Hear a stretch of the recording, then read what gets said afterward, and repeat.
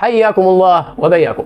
الصورة اللي قدامك دي للقرصان الصومالي عبد الولي موسى، واللي اتذكرت قصته في الفيلم الامريكي المشهور كابتن فيليبس. ولكن عزيزي المشاهد، اللي اتذكر في الفيلم حماده، واللي هقوله لك دلوقتي حماده تاني خالص، فركز معايا.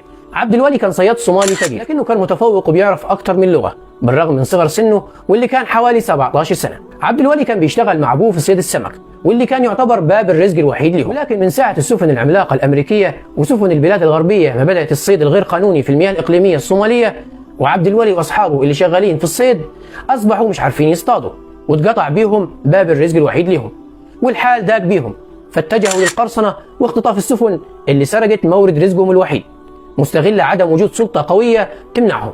وفي سنه 2009 اختطف عبد الولي السفينه الامريكيه مايرسك الاباما، واللي كانت بتفرغ حمولتها الملوثه من زيوت وقاذورات في البحر في المياه الاقليميه الصوماليه، واللي تم تحريرها من قبل البحريه الامريكيه، واللي قتلوا كل رفاق عبد الولي واللي كانت اعمارهم بتقل عن 18 سنه. وتم القبض على عبد الولي وترحيله للولايات المتحده الامريكيه، وتم الحكم عليه بالسجن لمده 33 سنه، بالرغم انه لم يتجاوز سنه ال 17 سنه. وما اعتقدش ان اعلام امريكا او الاعلام الغربي هيقول لك الكلام ده، لان الجواب ببساطه دي ماما امريكا.